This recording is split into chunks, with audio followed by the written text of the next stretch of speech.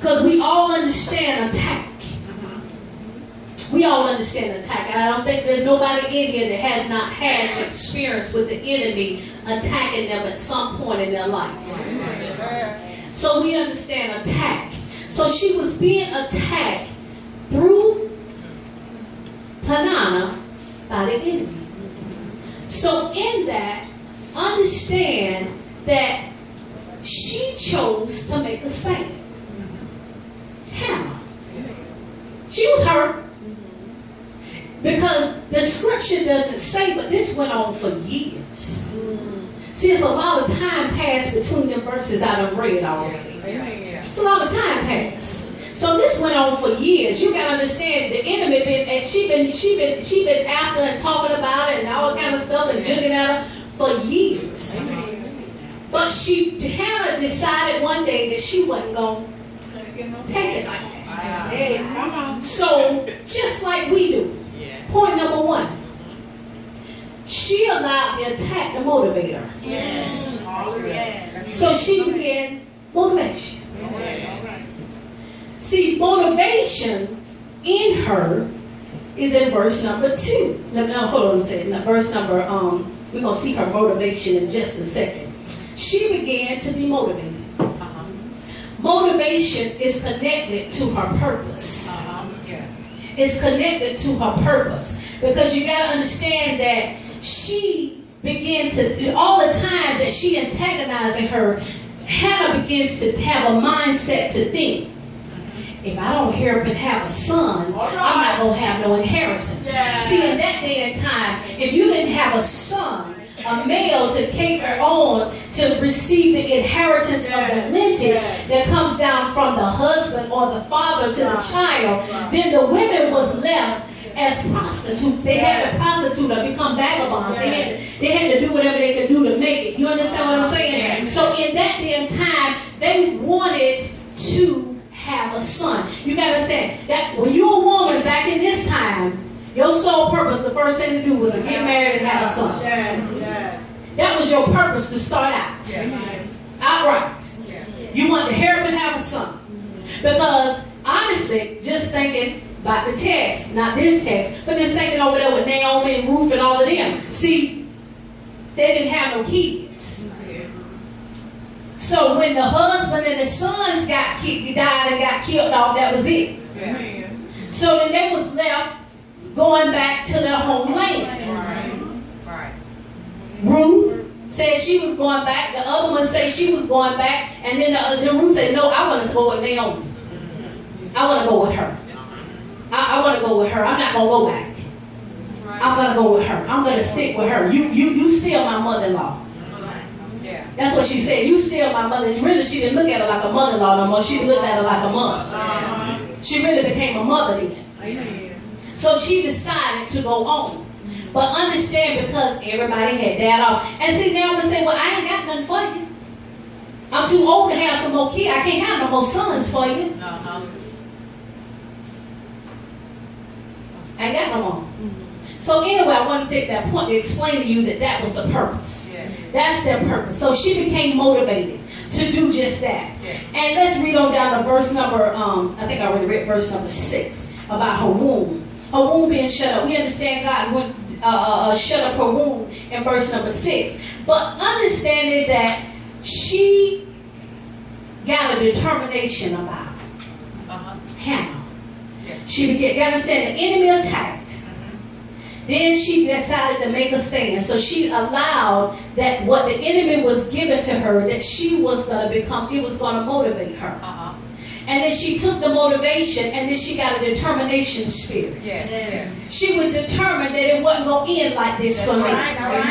See, she didn't want to end up like Naomi and Ruth in it. She got determined in her spirit. And she said, no, it ain't going down like this. And when she decided to do that, we got to understand, when you decide to make up your mind to do something about your situation, your issue, your problem, guess what?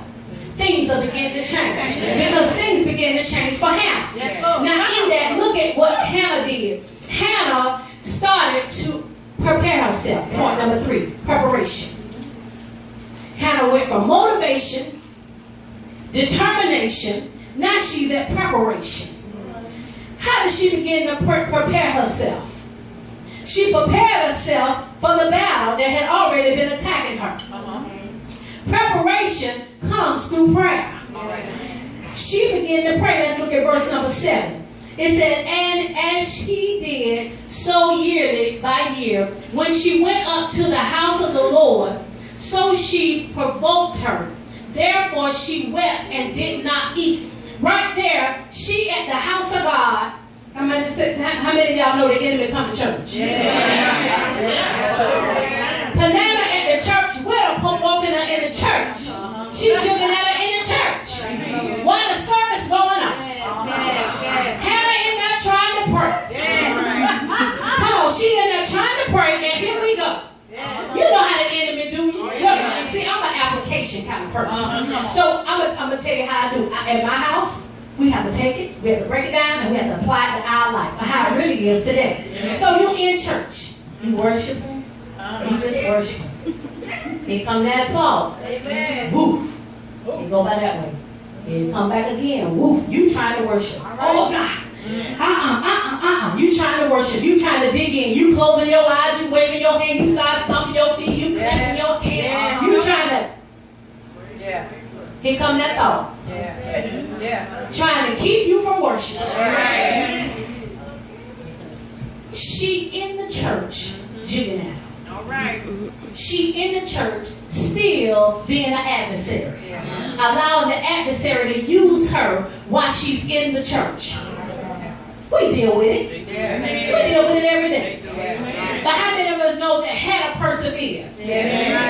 She persevered. See, because right there it says she did not eat. Look at the last part of that text. See, she wasn't just praying, but she was on her face.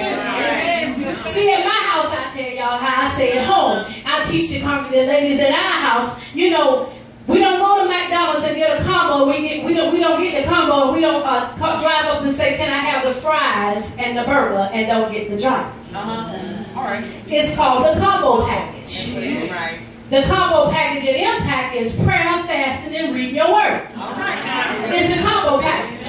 You got to do that every day. Because understand that once you receive Christ and you receive the Lord, you have to have a maintenance package. So I call it the maintenance combo package. Because understand, this is what she applied right here. It's clearly saying in verse number 7 that she was praying. They went there to pray in verse 6. So we know what the position of where they are. They at Shiloh. They're in the church. The enemy still jugging at her. She trying to pay, and she on her face. So she's motivated. Motivation. Determination. Now she's in preparation stage. Because she's preparing herself, because the enemy is still attacking her in the church. But she's trying to get on the whole arm. See, when you do that, you're putting on the whole arm of God. All right. Prayer, fasting, and reading your word, you developing some armor now. She's trying to get her feet underneath her. She's trying to get her position. See, okay, I got my prayer down. I got my prayer down. I got my word in me. I done rightfully divided the word of truth. I've been studying all week. I've been on my fast all week. I'm going into the house of the Lord. I feel real good when I get there. But when I get there, the enemy that'll meet me too. Come on, you got to understand her position here. We deal with it every day ourselves. Every time the door is open, the enemy comes too. So here we understand that now she is about to present herself. Number 4 is presentation. Because now she's fully equipped. She's equipped now. She's equipped for the enemy. The enemy is steady attacking. He ain't never stop. Come on, your storm don't stop.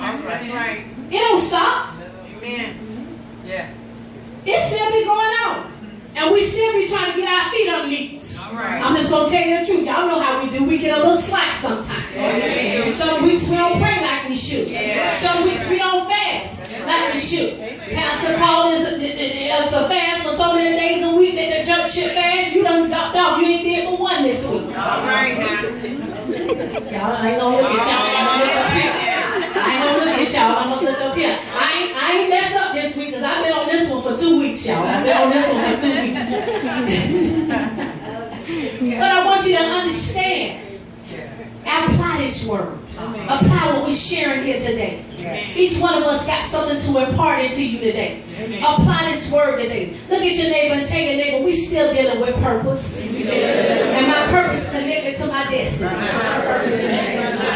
So look at verse number, let's go and swim on down to verse number 15. It says, and Hannah answered, let me say this real quick. What happened is, she prayed, she in the house, she's praying, she's fasting, she is keeping herself and arming herself in the Lord and the things of God. The enemy is still there, still attacking. They still going up annually every year to pray at Shiloh at the church. And understand this, she still is not giving up. That's right. You can understand, it's time is passing. That's right. Yeah. See, we get weary and well-doing when we be going through. Right. See, we don't see her wavering. That's the I want to give you this today. She's not wavering. Okay. She's staying steadfast. See, when she got her whole armor on, she stood steadfast, unmovable, always abiding in the Lord. Amen. She didn't move. This is years going on. Amen. They're going up annually to pray. Yes. So in that now, she's to the point that they're going back. They done went back 1 year. We're at verse number 15. And verse number 15 says, and Hannah answered and said, because what happened was, Eli, the priest, the chief priest, I'm going to tell you the verse before that. Eli, the chief high priest at Shiloh, at the house of God, he was in there. Amen. And she came in. And she's praying. Yes. And he thinks otherwise. Yeah. We're going to read in a minute what he's thinking. Right. But he's thinking something different. Yes. She on a consecration. Yeah, that's right. She go, as we call it, go on in. She go on in. She behind the veil. Yeah. He's sitting up there and she behind the veil. Yeah. He don't even understand her spiritual position because his discernment wasn't on. That's right. See, he didn't turn on his discernment. Because had he turned on his discernment, she wouldn't have had to tell him what her spiritual position was. See, because he thought she was drunk. Yeah, that's right. But she wasn't drunk. That's right. She had gone what we call behind the veil. Come on, she was in the presence of God. Because she wanted God to do something for her. She was believing God for something. We're talking about how you got to get your whole armor on and how you got to get steadfast and unmovable. Always abiding in the Lord. Because your destiny is at stake. God got a purpose and a plan for your life. If you're not on the right line, you need to get in line. That's what this conference is all about. That's right. And it's okay if you waver a little bit and you admit, just get on back in line. Get on back in line. Get on back in line. It's not too late for you. I don't care what the enemy done told you. The enemy is a dream killer. Don't believe what he said. Believe what the word of God says about you. That you're the head and not the tail above all and not beneath. That you, as the lady said, you a God-appointed woman. And you got a purpose and a destiny that you got to meet. Understand, you want to meet it. You want to meet it. You want to meet your full potential. Because on that day you want God to say, well done, thy good and faithful servant.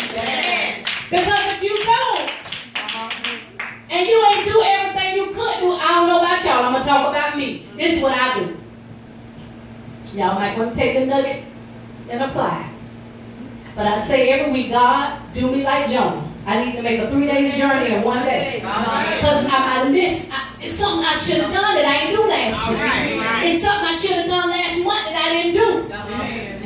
Not because everything don't have nothing to do with being disobedient. That's right. It just could be, you just ain't do it. That's right. You didn't see it. That's right. You didn't follow the voice of God. All right now. See, you got to understand, having a spiritual right position like she was in with Hannah, you got to keep your ear listening for the voice of God. Yes. It's It's the voice of God that carries you daily. I don't care about your schedule you got wrote out. Your schedule ain't got nothing to do with it. God keeps the schedule in heaven. That's his destiny, what we talking about. You got to get to the point that I know I got this schedule out. But in your schedule, learn to leave some vacant time. Because God got something he want to put in that slot. Everything. Somebody he going to have you to witness to. Somebody he going to have you to encourage. Somebody that he wants you to talk to. Somebody that he wants you to lead to Christ. Somebody that he wants you to pray for. It don't matter if you're in the grocery store. It don't matter if you're in Walmart. It don't matter if you're on your job, in the bathroom, on the lunch break, in the parking lot. Come on, somebody. I need you to get in line with the purpose and the destiny that God got for our lives. And understand, everybody got a different call. But everybody to the beginning got the same purpose. The purpose is to win souls for the kingdom.